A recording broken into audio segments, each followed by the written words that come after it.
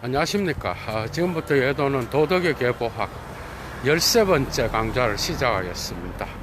서문 4개 빼고 9번째 강좌인데, 오늘은 도덕의 계보학 제1논문 11절 11절도 상당히 깁니다. 상당히 긴데 10절보다 조금 작은데 오늘 다 마칠 수 있을지 모르겠어요. 어쨌든 11절을 오늘 여러분들과 함께 사유를 하면서 니체의 어떤 그러한 철학의 세계로 들어가려고 합니다, 여러분. 자, 11절은 이렇게 시작합니다. 게라데 umgekehrt. 알죠? Be by them, 폴레멘. 이렇게 시작하는데, 자, 고귀한 자들에게 있어서는 바로 정반대다.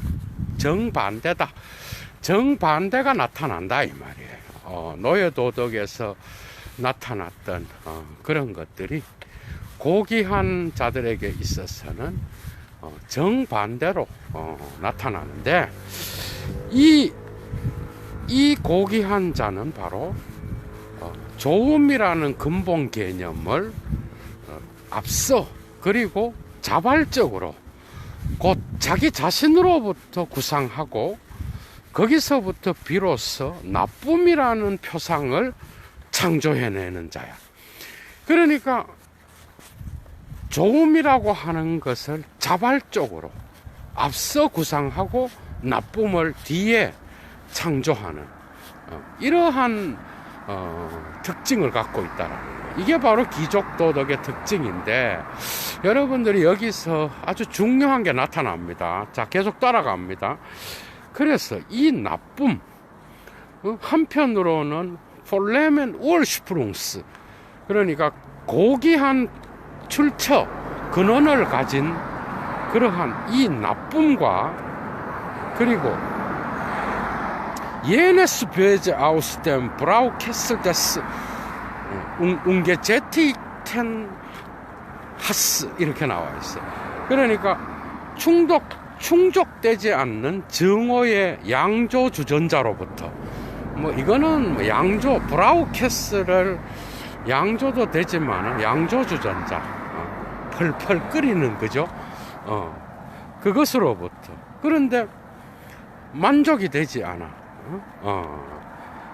그런 증오의 어떤 그 도가니로부터, 도가니가 좋을 것 같아, 도가니. 로부터 나온 저 악함.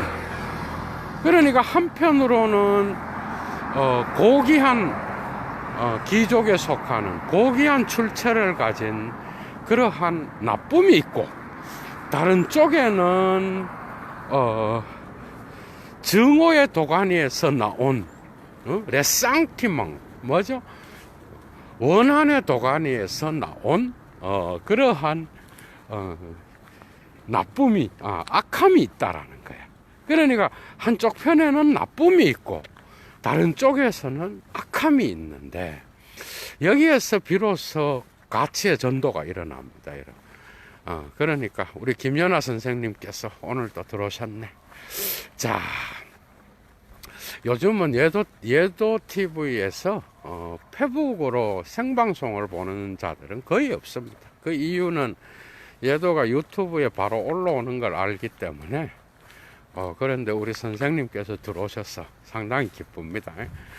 그러니까 한쪽 편에는 귀족도덕이 있고 한쪽 편에는 노예도덕이 있어요. 그러니까 여러분들이 오늘 이 가치전도의 내용이 나타나는데, 좋음과 나쁨은 어디에 속하는 거예요? 좋음과 나쁨. 좋음과 나쁨은 귀족도덕의 특징입니다. 그런데 노예도덕의 특징은 선함과 악함이야.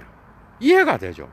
그러니까 앞에 제1논문의 제목이 시사하듯이 선과 악, 그 다음에 좋음과 나쁨, 이것은 노예도덕과 귀족도덕의 계보학에 속하는 건데, 귀족들은 선과 악 이런 거는 이야기도 안 했어요. 이들에게 나타나는 특징은 단지 좋은 것과 나쁜 것이었다.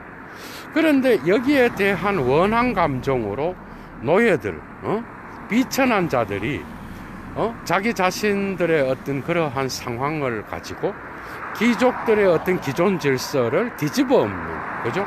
거기에 사용하면서 귀족들을 악한 인간이라고 규정하기 시작했다라는 거예요. 이해가 되죠? 그래서 뭔가 종교적인 특징이 나타나는데 결국 나중에 가면 이 귀족 도덕의 대표자는 유대교와 기독교를 나타냅니다, 여러분.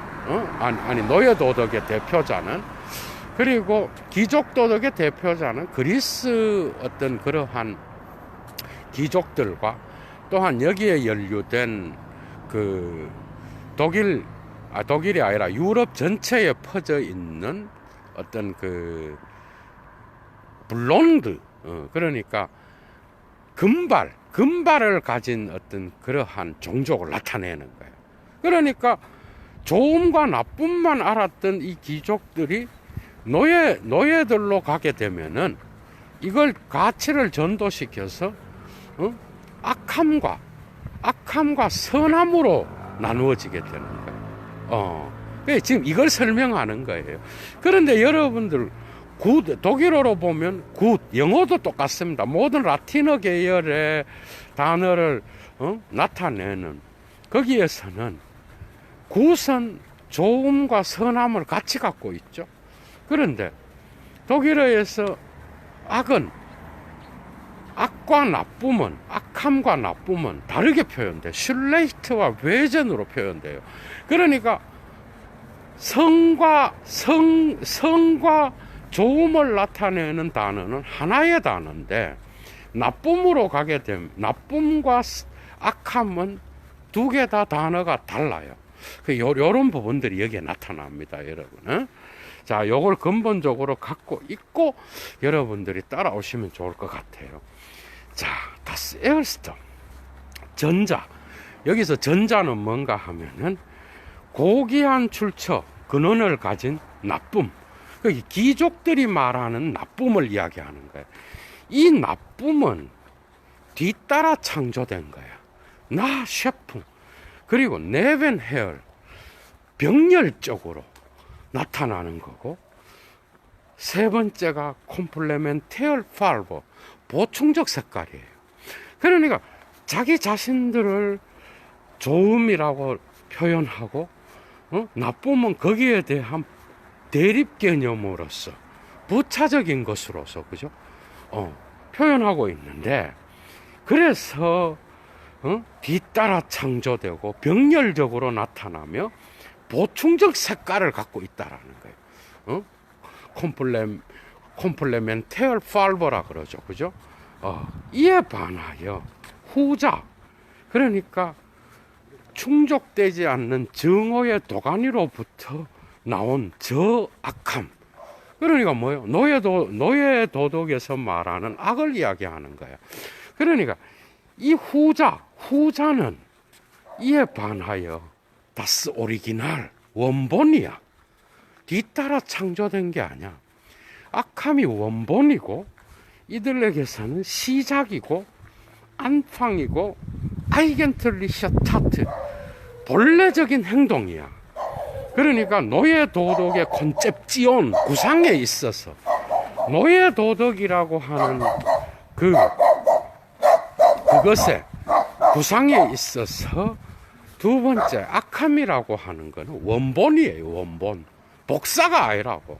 원본이고 시작이고 본래적 행동이야.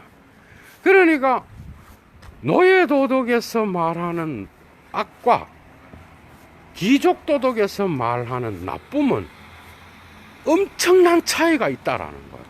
맞죠, 여러분? 그러니까 노예 도덕은 귀족 도덕에 대한 반동과 수동적으로서만 거기에 대해서 좋은 것들을 나쁜 것으로, 악한 것으로 규정해버려요. 그러니까 노예 도덕에서 악은 뭔가 하면은 뭐죠? 귀족 도덕, 지배자들의 어떤 그러한 상황, 그러니까 지배자들과 또한 그들이 갖고 있는 고귀한 자들, 또 힘 있는 자들, 자기들을 지배하는 이 자들이 바로 악한 자들이라는 거야. 이해가 되죠? 이게 역접이 되면서 이 복잡한 관계가, 그러니까 여기에서 좋은 게, 귀족 도덕에서 좋은 게 노예 도덕으로 가면 악이 돼버려, 여러분. 종교적 색깔을 가지게 되면서 악한 게 돼버린다고. 요 구도를 여러분들이 잘 기억하면서 따라와야 돼요. 그래서 이 두 개가 뭐죠? 노예 도덕의 악함과 그 다음에 귀족 도덕의 나쁨, 이 두 개는 외관상, 이 두 개의 외관상 동일한 좋음이라는 개념에 대항마로 세워져 있는 단어, 나쁨과 슐레이트와 외저, 나쁨과 악함은 서로 얼마나 다른 방식으로 다르게 거기에 서 있는가 이해가 되죠. 그러니까 동일한 좋음, 그게 단어가 노예도덕에서 표현하는 좋음이든 선함이든, 그 다음에 귀족도덕에서 표현하는 그 좋음은 단어가 똑같아요. 굿이야, 두 개 다. 그런데 이러한 대항마로 맞은편에 서 있는, 그래서 동일한이란 단어를 쓰는 거예요. 동일한 이 굿, 좋음과 선함의 대항마로 세워진 단어인 슐레이트와 외저, 나쁨과 악함은, 그죠? 얼마나 서로 완전히 다른 의미로 서 있느냐는 거야. 이제 이해가 되죠? 자, 그러나 선함이라는 개념도 동일한 게 아니라는 거예요. 단어는 굿이라는 개념, 단어는 똑같이 굿인데 이 굿이라는 개념도 똑같은 의미로 쓰이는 게 아니라는 거예요, 지금. 계속 따라갑니다. 그러니까 이 굿도 선과 좋음, 선함과 좋음 두 개 다로 쓰일 수 있잖아. 그런데 이 두 개 다도 양쪽의 어떤 그러한 노예도덕과 귀족도덕의 영역에서 각각 다른 의미로 사용한다라는 거야. 당연하죠. 뭐 예도가 지금까지 설명한 것만 갖고도 여러분들이 충분히 이해할 수 있습니다. 그죠? 자, 계속 따라갑니다. 차라리 우리는 다음과 같이 질문해야 할 것이다. 어떻게? 도대체 레상티먼, 그 원한의 도덕의 의미에서 도대체 악한 자는 누구인가라고 우리 자신에게 질문해야 한다라는 거예요.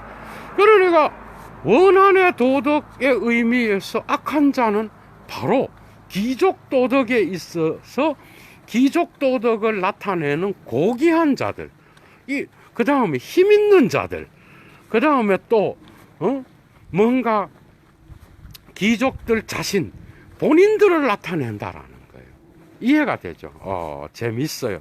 그래서 매우 엄격하게 응답하면 in aller strenge geantwortet eben der Gute der anderen Moral, 이 질문에 대하여 매우 엄격하게 대답하면 바로 다른 도덕의 좋은 자, 바로 그게 누군가 하면 der Vollnehmer, 고귀한 자, der Mächtige, 힘 있는 자, der Herrschende, 지배하는 자, 이거를 아주 탁월하게 표현하고 있습니다. 이건 누군가 하면은 원한의 도끼 어린 눈을 통하여, 노예 도덕 이야기하는 거죠. 원한의 도끼 어린 눈을 통하여, 여기서 해석을 잘해야 됩니다, 여러분. 이 세 개의 동사가 다 걸려요, 분사가.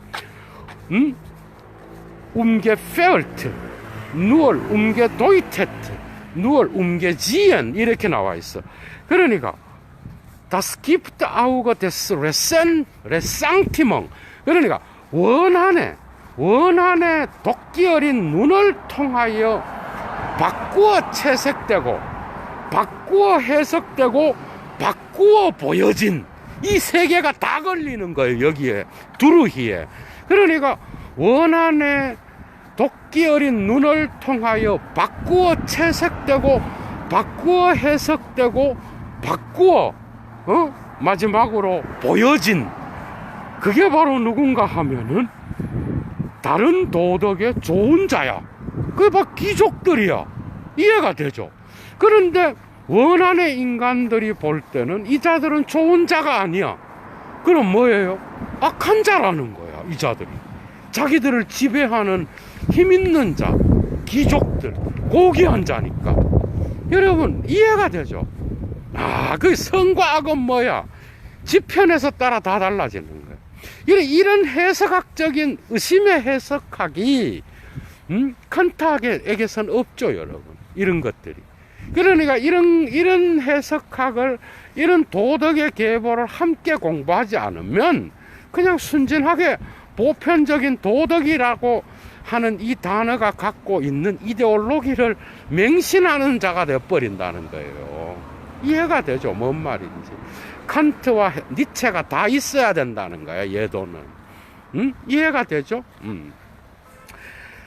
자, 여기에서 우리는 적어도 한 가지를 부인해서는 안 된다라는 거예요.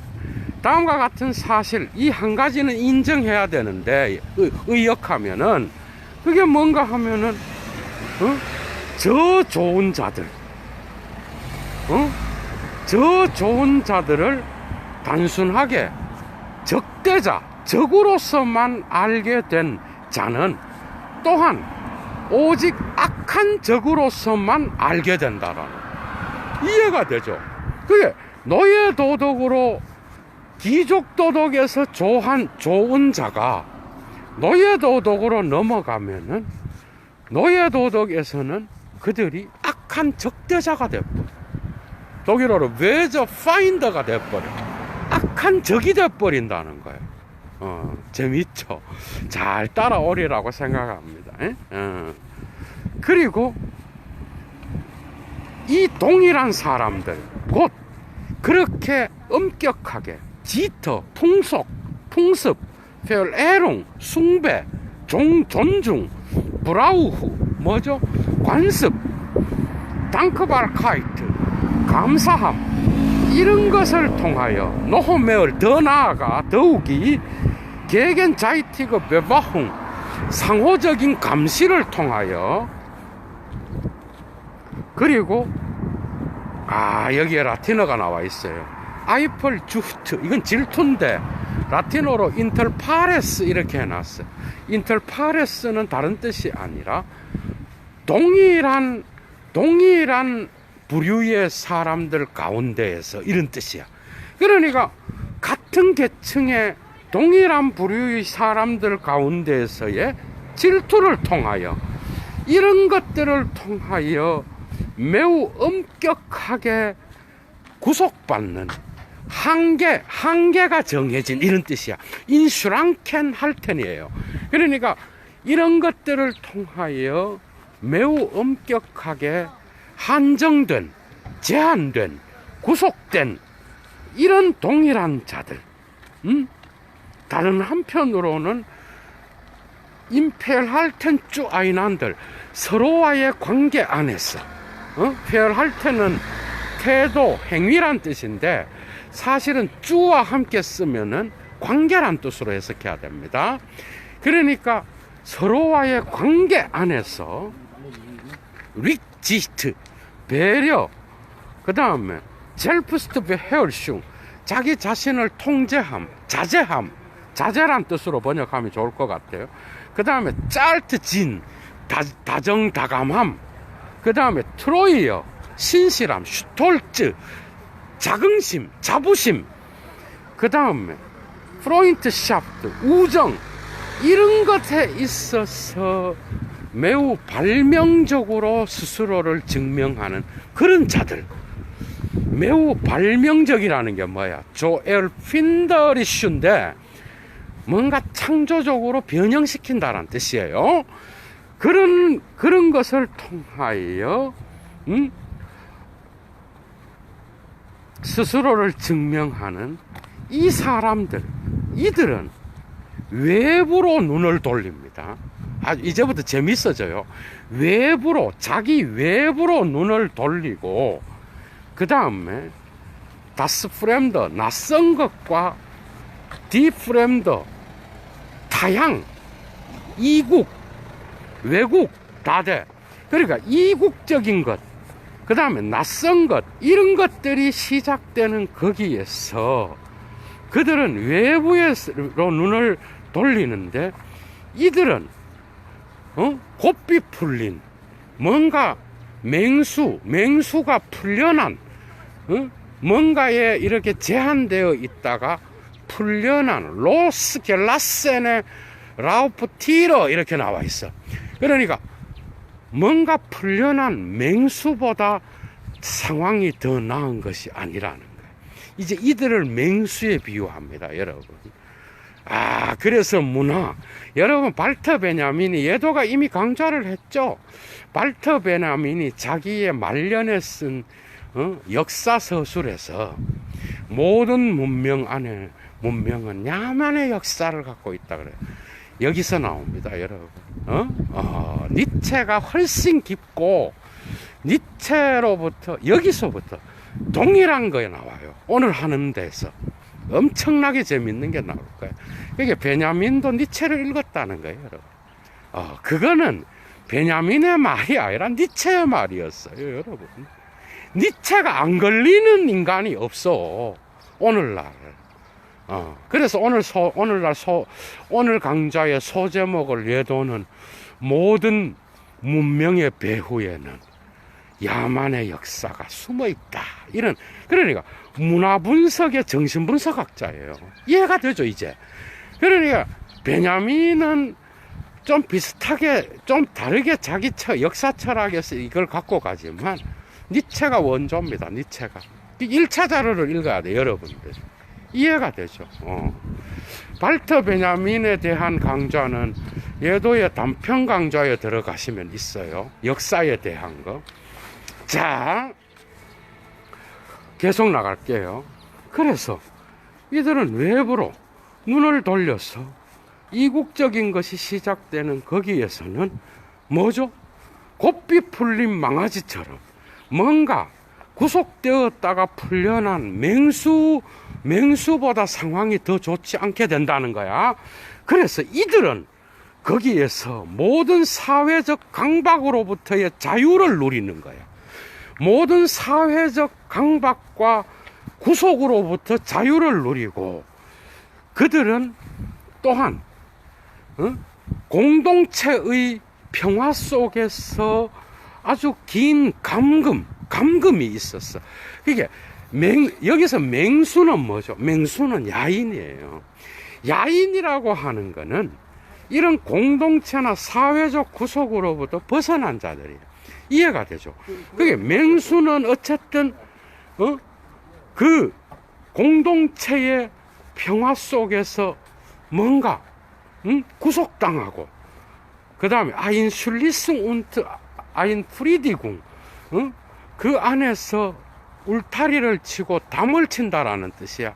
이런 공동체의 평화 속에서 긴 오랫동안의 어떤 그러한 구속과 울타리를 친 곳에서 살았던, 의역하면은 그런 답답함이 부여하는 긴장이 있겠죠.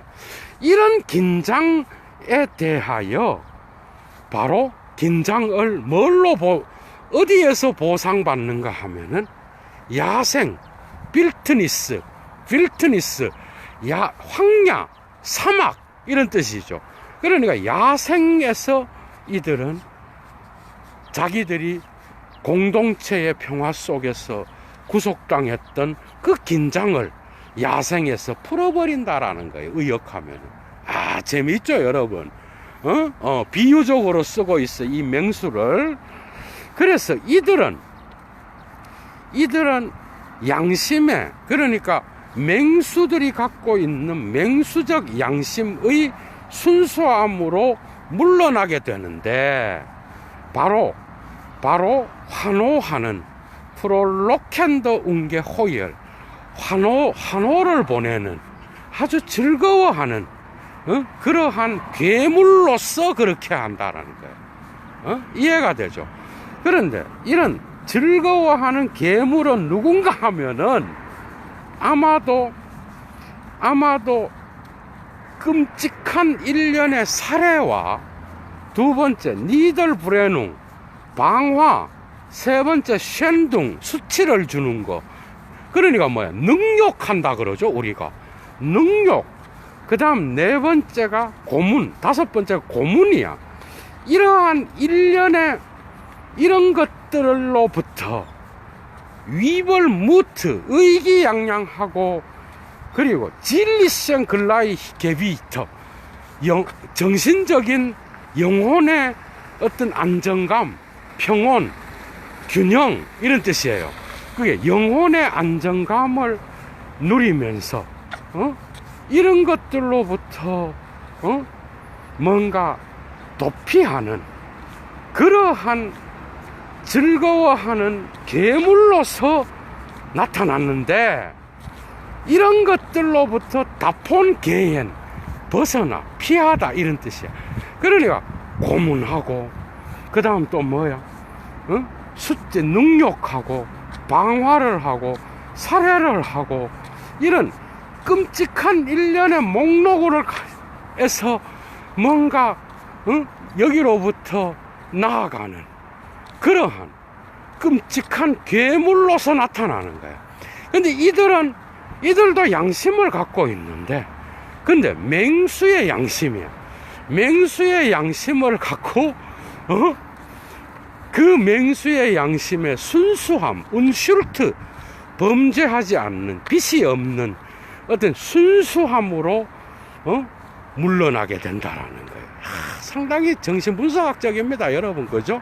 여러분, 늑대를 프로이트가 이야기하고, 거기에 대해서 누구야, 렁띠 웨디페에서 가타리와 들레즈가 또 늑대는 한 마리가 아니라 그러면서 또 막 얘기하고 그러잖아, 여러분. 문화 속에 이미 이런 늑대가 있었어요, 맹수가. 여러분, 우리 자신과 문화 속에 있었습니다. 정말 계속 나갈게요. 마치 슈투덴튼 슈트라이히, 마치 학생이 장난을 치듯이 그렇게 이러한 목록표들로부터 달아나는 괴물과 같은데, 바로 다음과 같은 사실을 확신하면서 그렇게 한다는 거야.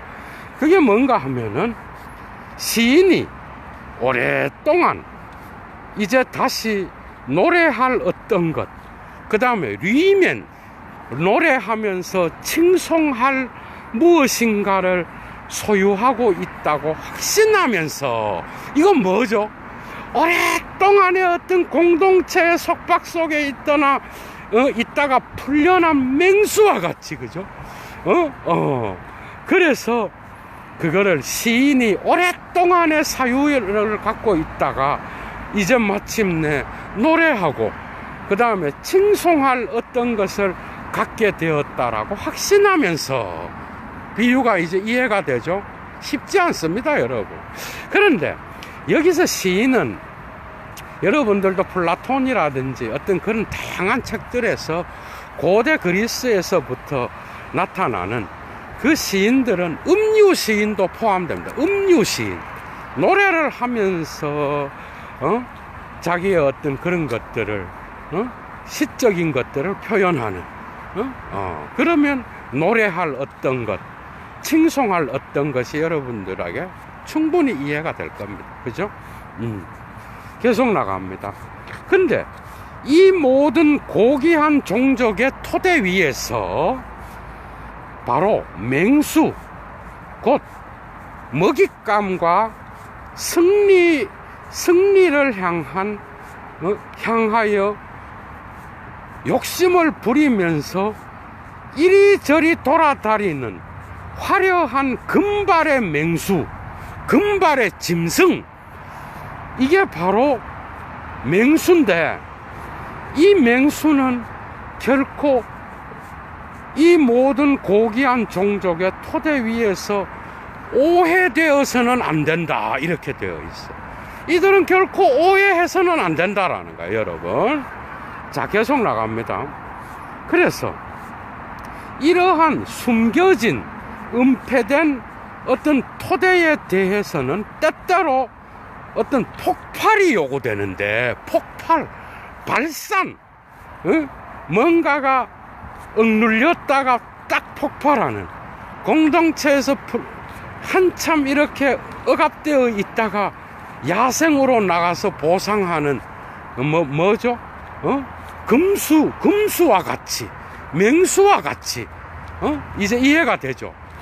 거기에 비유해서 지금 니체가 사용하고 있습니다. 때때로 이런 숨겨진 토대, 근거에 대해서는 어떤 발산과, 억눌려 있던 것의 발산이겠죠. 의역하면은 발산과 폭발이 요구되고 필요로 하게 된다는 거야. 자, 그게 뭔가 하면은, 짐승은 다시 바깥으로 나갔다가, 다시 광야로, 야생으로 되돌아가야 된다라고 하는 게 바로 이 발산을 나타내는 겁니다, 여러분. 그러니까 가축처럼 국가의 권력이라든지 뭔가 어떤 공동체의 어떤 힘에 구속되어 있다가 바깥으로 풀려나서 다시 야생으로 돌아가야 된다라는 거예요. 지금 니체가 계속 비유로 쓰고 있어요. 이 고귀한 종족을 금발의 어떤 그러한 정복자들과 비유하고 있습니다, 뒤에는. 그런데 결국 이것은 그리스 귀족들과 또다시 연결돼요, 나중에. 요러한 거. 자, 그게 뭔가 하면은, 이런 짐승들은 레미시얼, 로마적인, 혹은 로마의 귀족, 아라비시얼, 아라비아의 귀족, 그 다음에 게르마니시얼, 게르만의 귀족, 야파네이지시얼, 뭐죠? 야파나이지시얼, 뭐 다 되죠. 일본의 어떤 그러한 귀족, 그 다음에 호메리쇼 헬든, 호메로스의 영웅들, 또 스칸디나비쇼 비킹을, 스칸디나비아의 바이킹족들, 알겠죠? 해적들 이야기하는 것이고, 이런 자들이 이런 특성을 갖고 있었다라는 거예요. 이해가 되죠? 그런데 이러한 욕구 속에는 이들은 모두 다가 이러한 맹수적, 의역하면은 맹수적 욕망과 욕구 안에서는 모두 다 동일한 인간들이다, 모두 다 동일한 자들이다, 이 말이에요. 정말 계속 나갑니다, 여러분. 그래서 고귀한 종족들, 곧 발발, 여러분, 발발 알죠? 야만인이라는 이 개념을 이들이 갔던 곳에서, 이들이 갔던 모든 발자국 위에 야만인이라는 개념을 남겨놓은 자들이 바로 이 고귀한 종족들이었다, 이 말이야, 여러분. 그러니까 여러분 알아야 되는 게,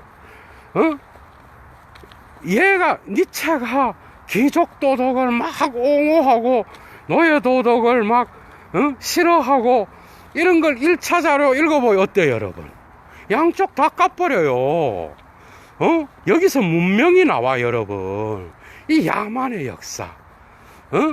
여기에서 이제 유대인들의 가치 전도로 가면은 또 다른 비판이 또 나와. 여러분, 이해가 되죠? 그리고 이 맹수에 비유하고 있는 거야. 물론 이거를 나중에는 저 노예 도덕의 나쁜 공기보다는 이게 차라리 낫다라고 이야기는 해요. 그런데 거기에서도 우리는 그 뉘앙스로 니체가 어느 쪽에 서 있다라는 결단을 내리기가 어렵습니다. 데리다의 견해처럼. 이해가 되죠? 자, 계속 나갑니다.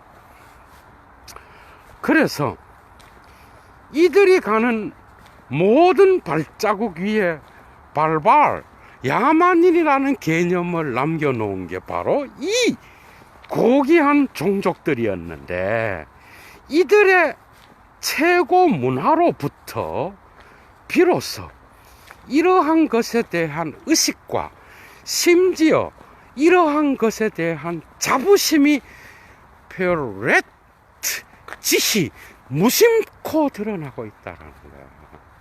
무의식적으로. 무의식적 개념이에요, 여러분. 무심코 이런 야만의 이런 욕망, 이런 욕구가, 이러한 살해에 대한 어떤 그러한 욕구가, 그죠? 지배와 또 맹수의 욕구, 늑대가 우리 속에 있다 그러잖아. 이런 늑대의 맹수적인 것, 이런 것들이 이러한 고귀한 종족이라고 하는 자들의 최고 문화로부터 이런 것들에 대한 의식과 심지어는 이런 것들에 대한 자부심이 무심코 드러나고 있다라는 거예요, 여러분. 계속 할게요. 예를 들어서 갈로입니다. 페리클레스, 요 내용은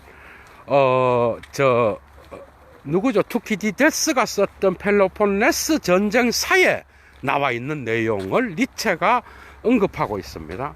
페리클레스가 자신의 아테네 사람들에게 말할 때 이런 의식과 이런 자부심이 무심코 드러나는데, 뭐라고 말했는가 하면은, 어디에서 저 유명한 라이셴 레데 시체들이 있었던 곳에서 장례식을 하는 그러한 레데 추도사에서 이런 말을 했는데, 추도사라고 하면 좋을 것 같아요.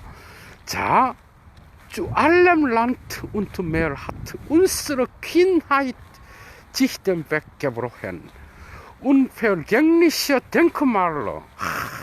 여러분, 엄청난 게 나와요. 재밌어. 자, 예를 들어, 뭐라고 말했는가 하면, 모든 땅과 바다로 우리의 용맹스러운, 우리의 대담한 용기, 용맹스러움이 온 땅과 바다로 길을 냈다. 운페얼 갱리시어 탱크말러. 불멸에 결코 멸망하지 않는, 결코 사라지지 않는 운페얼 갱리시어, 불멸의 어떤 그러한 기념비를, 좋은 것과 나쁜 것 어디에나 불멸의 기념비를 세우면서, 이 말이에요. 근데 여기서 임구텐 운트 슐림맨, 좋은 것과 나쁜 것 안에서 위버랄, 어디에서나 할 때 여기서 나쁜 것에 들어가는 거에다가 니체가 강조해놨어요, 여러분. 이런 걸 읽어내야 된다고. 그러니까 이런 문명의 역사에는 이런 좋은 것을 통하여 나타났다라기보다는 이런 악마의 영향사가 문화 속에는 함께 들어 있었다라는 거예요. 이해가 되죠? 지금 노예 도덕이 아니라 귀족 도덕을 설명하고 있는 거예요, 여러분. 참. 그래서 좋은 것과 나쁜 것에서 불멸의 기념비를 세우는, 그래서 우리의 용맹스러움이 온 땅과 온 바다로 길을 냈다라고 말하는 저 페리클레스의 저 말에서 이러한 야수적인, 맹수적인 어떤 것에 대한 의식과 그 다음에 자부심마저 무심코 드러나고 있는 게 아니겠냐. 이게 바로 우리의 서구 문명의 어떤 그러한 본래성 안에 이런 맹수가 숨어 있다라는 거예요. 여러분, 정신분석학을 왜 예도가 문화의 정신분석학자라고 이야기했는지, 여러분, 여기서 들레즈가 안 보이면 이런 글읽기에서 여러분들이 들레즈를 못 찾아내면 바보예요, 바보. 제2 논문에서도 나타나지만 이런 것에서 얼마나 정신분석학적이야, 여러분. 계속 나갑니다. 자, 이러한 대담함, 디저 퀸 하이트 폴레머 라센, 그러니까 고귀한 종족의 이러한 대담함, 대담한 용기 다 됩니다. 이런 대담함은 톨은 뭐죠? 광견, 첫 번째 의미가 톨은 광경병에 걸린 개에 물려서 광경병에 걸린, 두 번째가 미친 듯이 날뛰는, 광란하는 이런 뜻을 갖고 있어. 그리고 거기에서부터 계속 나아가서 자유분방한, 그 다음에 엄청나게 훌륭한 멋진 이러한 구어가 나오게 됐어, 반의적으로. 그래서 여기에 나옵니다. 바로 이 대담함은 뭐죠? 자유분방하고, 그러니까 미친 듯이 날뛰는, 광란적이고, 그 다음에 아프주얼트가 뭐예요? 불합리하고, 그 다음에 갑작스럽게 나타났어. 이러한 용맹스러움이 표현될 때는 광란적이고 불합리하고, 그 다음에 갑작스럽게 나타났다는 거야. 이 용맹스러움은 또한 뭐였는가 하면은 이 고귀한 종족들의 운틀레뭉엔 기획이 있겠죠. 기획들의 계산 불가능성과, 그 다음에 정말 같지 않음, 있을 법하지 않음, 개연성이 떨어지는 것, 운발샤인리쇼, 이런 것들이 표현되어 있다라는 거예요. 예측할 수 없고 계산이 불가능한 이러한 맹수들의 기획은 거죠. 그 다음에 운발샤인리쇼, 있을 법하지 않는 것이 나타나. 그래서 정말 같지 않는 그런 것이, 끔찍한 것이 나타난다라는 거예요, 이들에게는. 야, 이런 말을 하는지. 자, 계속 나갑니다. 그래서 페리클레스는 이렇게 하이픈으로 이렇게 해갖고 강조, 부연 설명해 놨어요. 그래서 페리클레스는 아테네인들의 라티미아는 그리스어로 사려가 없음, 신중하지 못하다는 뜻이에요. 그게 아테네인들의 맹수성을 이야기하는 거예요, 여러분. 맹수. 그러니까 이러한 라티미아, 사려 없음을 페리클레스는 아주 아우스 짜이 희농, 이게 더 중요해, 영예와 같이 강조하고 있다라는 거예요. 아테네인들의 이런 신중하지 못함을 아우스 짜이 희농, 무슨 표창장이나 상을 받은 것처럼 그러한 영예스러움으로써 이것을 강조하고 있다, 이렇게 표현하고 있어요. 정말 재미있어. 자, 그래서 이들은 다음과 같은 것에 무관심하고 폐얼아퉁, 무시하고 멸시하는 경향이 있는데, 어떤 것?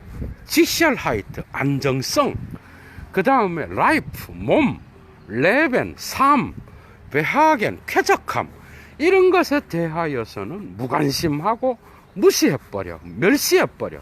그리고 이들은 또한 모든 파괴적인 것과, 그리고 승리와 잔인함에 대한 모든 그러한 욕망 속에, 모든 파괴 속에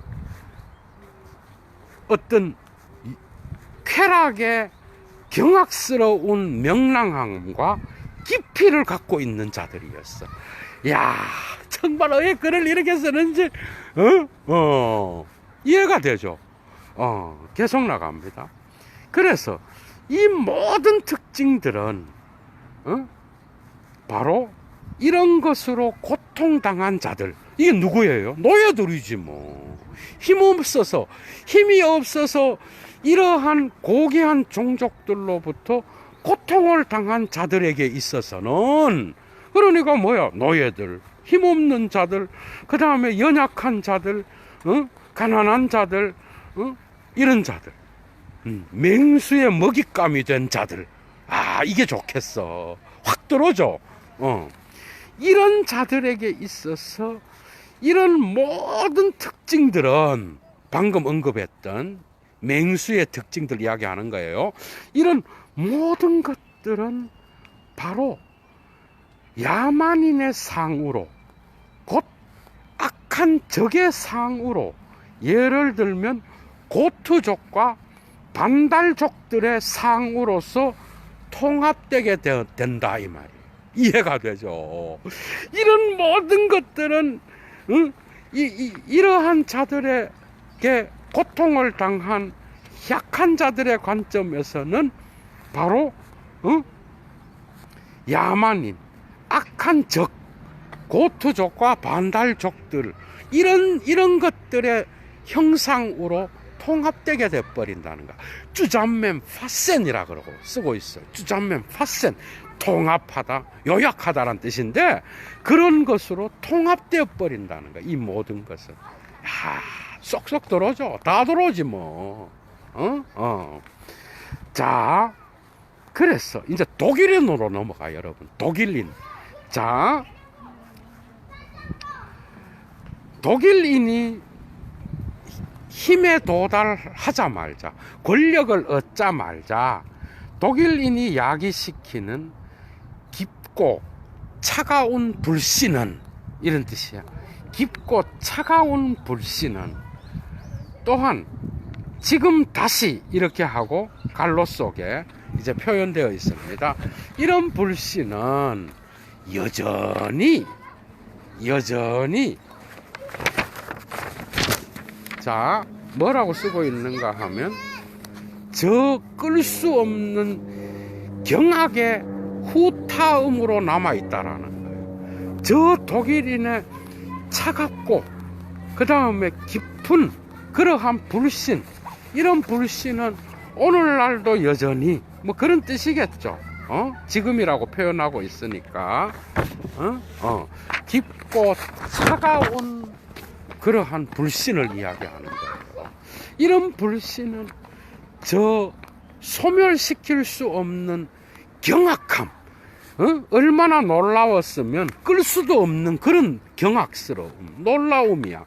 그런 것에 후타음으로 남아있다라는 거. 후타, 후유증으로 남아있다는 뜻이에요. 직역하면 후타음이야. 나하슐락이. 자, 그런데 이 소멸될 수 없는 우나우스 슐리슬리션 엔트 제젠이야. 이 소멸될 수 없는 경악스러움을 가지고 수세기 동안 유럽은 저 금발의 게르만 짐승의 미쳐 날뛰임, 귀텐은 미쳐 날뛰임, 광란함, 영어의 레이지입니다. 레이지. 그런 미쳐 날뛰임을 유럽은 수세기 동안 지켜봐야 했다라는 거예요. 경악스러움을 갖고. 근데 저 경악스러움에 대한 후타음이 바로 오늘날 독일인들의 어떤 그 차갑고 깊은 불신은 거기에 비유될 수 있다 이 말이야. 어떻게 이렇게. 근데 여기에 대한 전제를 달고 있어요, 여러분. 갈로로 오볼 지비션 알텐 게르마넨 운트 운스 도이첸, 이렇게 시작하고 있어. 비록 양보절로서 부언을, 여기에 대한 어떤 그 조건을 달고 있습니다. 비록 고대의 게르만인들과 오늘날 우리 시대의 19세기의 독일인들 사이에는 거의 혈통적인 어떤 그러한 혈통적 뭐죠? 혈통적인 친족 관계는 말할 것도 없이, 개념적 혈통 관계조차도 성립하지 않지만, 이렇게 설명하고 있어요. 그러니까 고대의 게르만이 오늘날의 현대의 독일인과 이꼬르 되지는 않지만, 이런 정도로 해석하면 될 것 같아. 아, 너무 재미있죠, 여러분. 그래서 이제 헤시오도스로 넘어갑니다. 니체가 헤시오도스. 여기에 요거 조금 하고 마치겠습니다, 여러분. 헤시오도스는 호메로스 바로 뒤에 사람으로서 그리스 문학에 엄청난 영향을 준 자였고, 역사가였고, 호메로스와 더불어서 그리스 신화를 완성한 자로 봐도 돼. 이 헤시오도스의 유명한 거는 그리스 신화의 신들의 신통기, 계보학을 탁월하게 정리했으며, 이러한 그리스의 역사를 세계의 금과 은과 동의 시대로 나누었어. 그런데 금과 은과 동의 시대를 나누면서 두 개의 시대를 덧붙였는데, 그게 바로 영웅의 시대와 또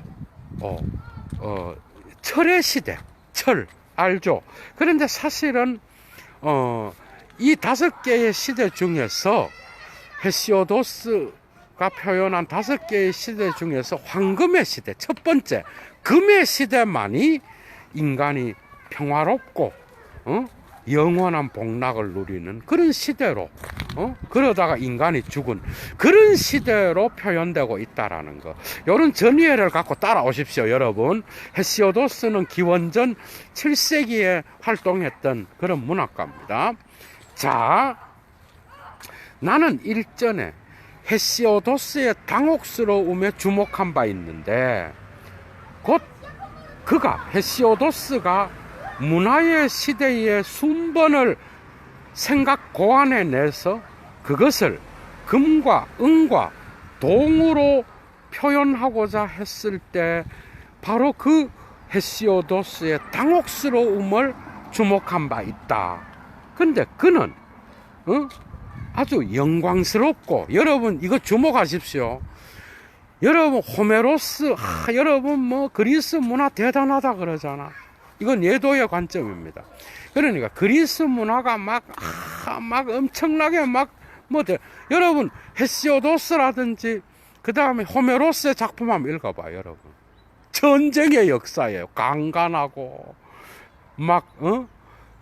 죽이고 살해하고 장난이 아니야, 여러분. 이런 전쟁의 역사를 문학적으로 탁월하게 표현한 거야, 여러분. 거기에 신이 들어와. 신과 인간이 함께 협력해서 막 싸우기도 해. 이런 것들은 기독교의 신개념과는 완전히 달라요, 그리스는. 이해가 돼요?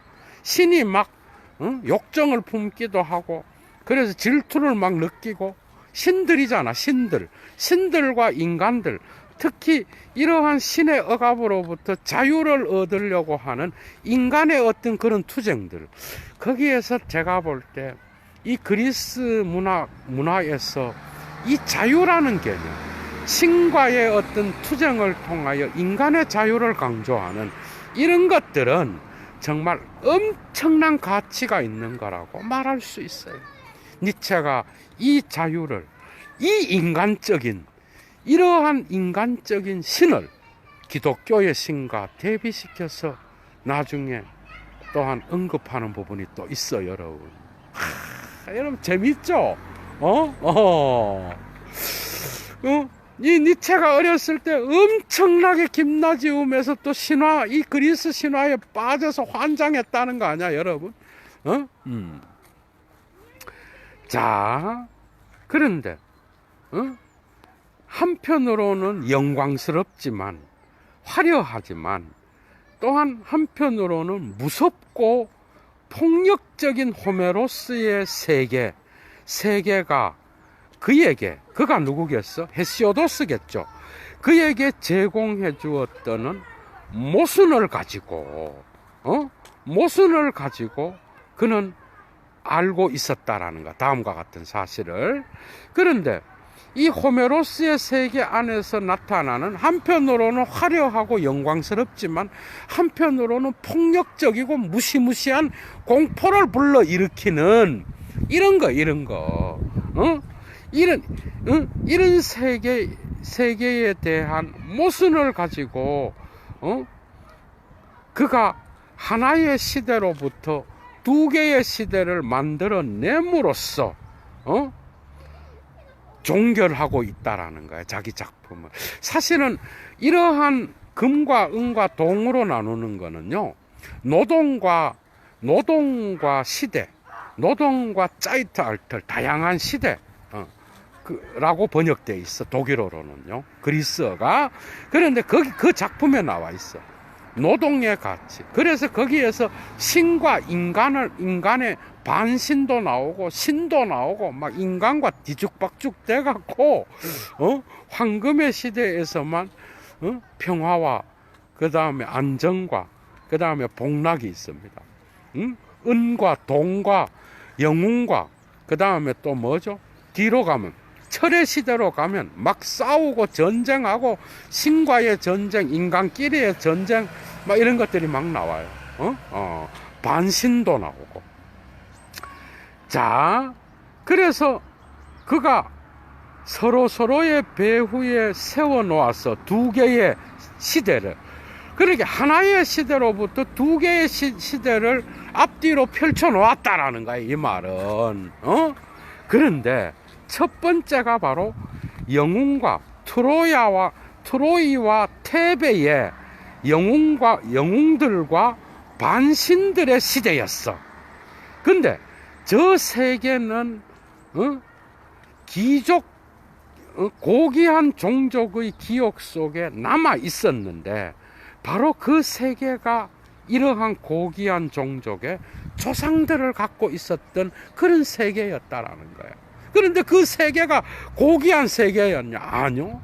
한편으로는 화려하지만 한편으로는 폭력적이고 살해가 넘치는 전쟁이 나타나는 그러한 세계였다. 지금 이걸 말하고 있습니다.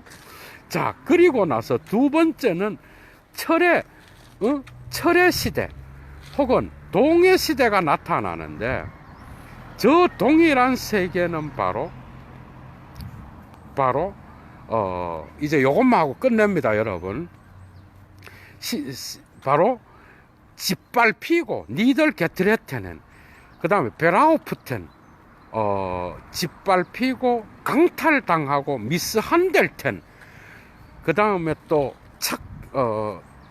학대당하고 백게슐렙텐, 그리고 질질 끌려다닌 자들, 그리고 페얼카우프텐, 노예로 팔린 자들, 이런 자들의 후손이 나타나는데,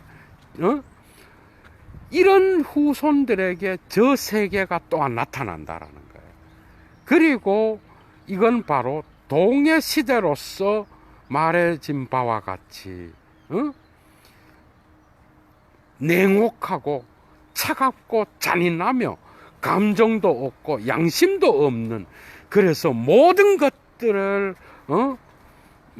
허물어 버리고 가루로 만들면서 그래서 피로 덧칠한 그러한 시대를 이야기했다라는 거예요. 여러분, 여기서 니체가 말하려고 하는 게 뭐예요?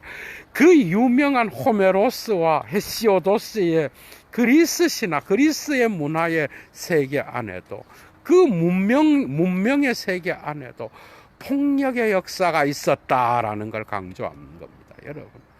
그 뒤에 이제 모든 문명은, 그죠? 모든 문명 안에는 폭력과 살해의 역사, 이것이 바로 문화의 동력이었다라고 니체가 이야기하는 부분이 나옵니다. 재밌었죠? 다음 시간에 뵙겠습니다, 여러분. 좋은 하루 되십시오. 추스!